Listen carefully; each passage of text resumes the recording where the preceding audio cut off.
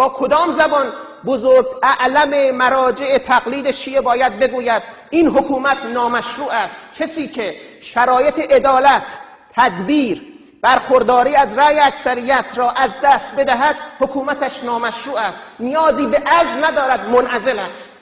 این سخن دینی است برای کسانی که به دنبال حجت‌های دینی می‌گردند. اگر با ضوابط حقوق بشر هم بخواهیم دنبال بکنیم، همه ضوابط حقوق بشر زیر پا گذاشته شده است.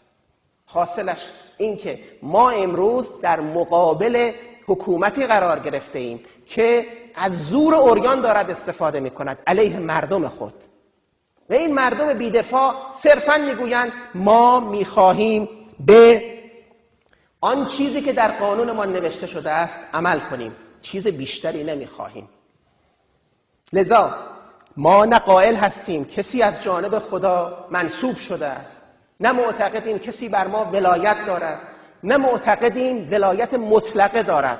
معنای ولایت مطلقه میدانید یعنی چی؟ یعنی آن چیزی که همه قدرت، اعم از قدرت قانونگذاری، قدرت قضاوت، قدرت اجرایی، قدرت مسلح، قدرت تبلیغاتی رادیو تلویزیون، همه در دست یک نفر باشد. بسیار خوب، الان همه در دست یک نفر است. آیا مسئولیت را قبول می‌کنید؟ آن چیزی که ما الان با آن مواجه هستیم مجلسی است که نمیتواند از جانب خود تصمیم بگیرد، چون توسط شورای نگهبان مهره چینی شده است. قوه قضاییه است که انگار تاکنون خواب بوده است. آیا قضات ما استقلال دارند؟ من دقیقاً به یاد دارم در زمان قبل از انقلاب هر زمان که پرونده سیاسی تشکیل میشد، قضات شریف دادگستری آن زمان زیر بار اوامر اعلی حضرت همایونی نمی رفتند. شاه مجبور می شد برای محاکمه مصدق و بازرگان دادگاه نظامی تشکیل بدهد. می دانید معنای این سخن یعنی چی؟ یعنی دادگستری شاه سالم بود. دادگاه نظامی علیه مصدق حکم کرد، دادگاه نظامی بازرگان را محکوم کرد، طالقانی را محکوم کرد، نه دادگاه عادی. و امروز ما می‌بینیم که نیازی به دادگاه نظامی ندارند. دادگاه عادی مثل آب خوردن بلافاصله حکم صادر می‌کند. در بسیاری از این دادگاه‌ها با یک تلفن حکم صادر شده است، قاضی تصمیم نمی‌گیرد. رئیس قوه قضاییه نوعاً فردی تشریفاتی است، کارها جای دیگری تعیین تکلیف می‌شوند. و لذاست که می‌بینیم کجای دنیا سراغ دارید که بدون حضور وکیل محاکمه انجام بشود. فرد محکوم، فرد متهم 45 روز از دنیای خارج بیخبر باشد، در دادگاه شرکت بکند و مجبورش کنند اعتراف کند. این اعترافات چه ارزشی دارد؟ کدام مجمعی میتواند به این اعترافات اعتبار بنهد؟ صرفاً میخواهند قبل از مراسم تحلیف قصه هایی را که سر هم کرده اند به مردم تحویل دهند. این کیفرخواستی که صادر شده است سند بسیار با ارزشی برای سقوط جمهوری اسلامی است. این به سرمقاله روزنامه کیهان شباهت بیشتری دارد تا به یک کیفرخواست حقوقی. تنها چیزی که در آن یافت نمی شود مسائل حقوقی است. جالب اینجاست که اکثر این کیفرخواست قبل از این به عنوان برنامه انقلاب مخملی در خبرگزاری فارس و روزنامه کیهان منتشر شده و من شخصا آن را خوانده بودم. این اسمش کیفرخواست نیست، سر و ته ندارد، هیچ کدام از مسائل مشخص نیست. آیا اگر کسی خواست، این را من با وضوح و شفافیت ذکر میکنم، در جمهوری اسلامی کوشش برای استقرار دموکراسی جرم محسوب می شود. تمام این عزیزانی که از سران اصلاحات که الان در زندان هستند هیچ جرمی ندارند جز کار تشکیلاتی برای استقرار دموکراسی در ایران. مگر میتوان پارلمان داشت و حزب نداشت؟ مگر میتوان حزب داشت و برای رسیدن به قدرت از طرق مسالمت‌آمیز و قانونی استفاده نکرد؟ اسم این کار رو گذاشتن انقلاب مخملی.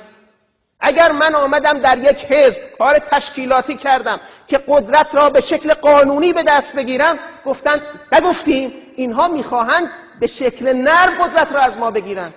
من با وضوح میگویم بله، ما میخواهیم قدرت را به شکل قانونی از شما بگیریم. این مردم ایرانند که میخواهند قدرت را از شما پس بگیرند.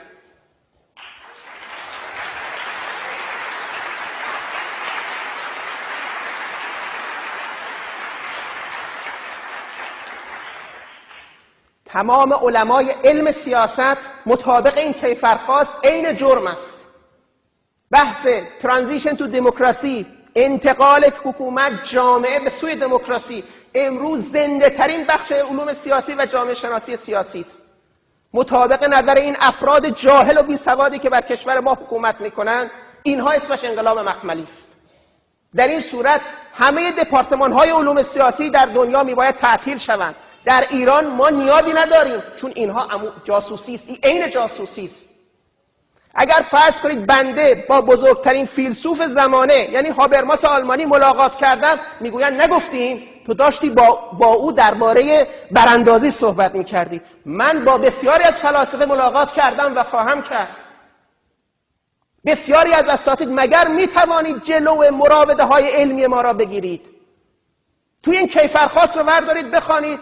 با رورتی ملاقات شده است، با کین ملاقات شده است، با هابرماس ملاقات شده است. اینها آمدند که ایران را عوض کنند. بسیار خوب، ما میخواهیم به شکل علمی، قانونی و مسالمت‌آمیز این مفاسد شما را اصلاح کنیم. بیش از آن که از امثال هابرماس و رورتی هم استفاده کنیم، بنده از قرآن و نهج البلاغه استفاده میکنم، مگر اینکه بگویید این متون هم ممنوع است.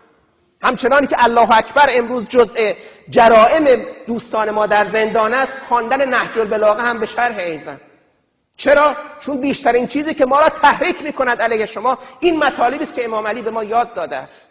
امام علی به ما فرمود: شنیدم که لشکریان من زمانی که به سوی معاویه میرفتند از شهری میگذشتند، دختری یهودی را یافتند، زیور پای آن دختر خلخال را به زور از پایش درآوردند. علی میگوید من که این خبر را شنیدم همچون مارگزیده به خود میپیچیدم، از خدا تقاضای مرگ کردم. گفتم علی بمیرد بهتر از این است که در زمان فرمان روایی او به ظلم از یک ذمیه دختر یهودی بخواهد خلخال به در آورند. آیا امروز رهبر جمهوری اسلامی از خدا تقاضای مرگ نمی کند که این همه شهید را به قبرستان فرستاده است؟